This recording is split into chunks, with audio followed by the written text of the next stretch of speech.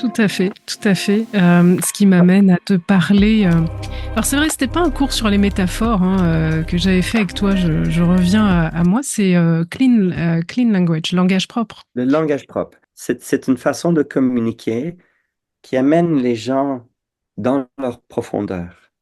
Et dans les profondeurs, ils communiquent en métaphore.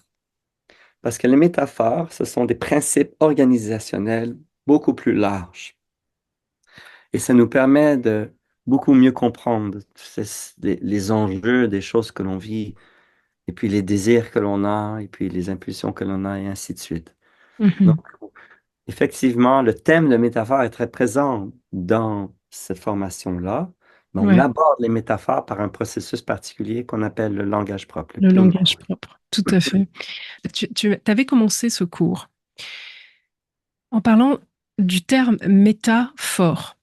Hum, J'avais adoré parce hum. que c'était juste l'intro et ça m'avait fait comme, mais oui, méta, l'univers, enfin, si tu veux le réexpliquer justement. Alors, l'étymologie du mot métaphore en latin est composée de deux mots, méta et phare. Phare qui vient du mot qui s'appelle forène. En fait, forène, phare, c'est un contenant. Tu sais, les contenants dans lesquels ils mettaient du vin, tu sais, qui se tenait sur Comme des les cordes. amphores. Oui, les amphores, voilà. Ouais. Et puis, méta sous-entend euh, une perspective, comment dire, la dimension plus grande. Et donc, la métaphore, c'est un contenant qui contient quelque chose du plus grand. Et donc, il nous donne accès au plus grand.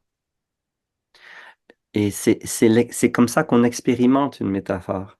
Quand on rencontre une métaphore qui nous parle de quelque chose, on a l'impression d'avoir une compréhension beaucoup plus large que ce que l'esprit rationnel cartésien peut saisir. Et ça a un effet sur nous, tu sais, qui nous donne l'impression d'être comblé par quelque chose. Et donc, c'est le langage, la métaphore et la symbolique, c'est le langage de nos profondeurs, c'est le langage de notre inconscient. C'est pour ça que le soir, quand on dort, notre esprit est rempli de rêves. Chaque nuit, on a 4 cycles de rêves et c'est vraiment l'inconscient qui nous parle. Tu sais, Freud, il disait que les rêves étaient la voie royale de l'inconscient, donc la façon la plus accessible d'accéder à tout le riche contenu de l'inconscient.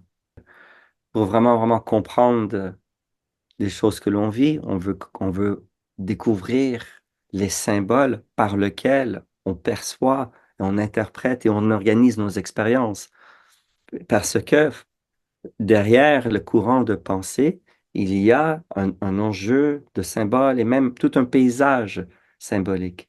Et la pensée, c'est la partie la plus superficielle de notre esprit et de notre conscience.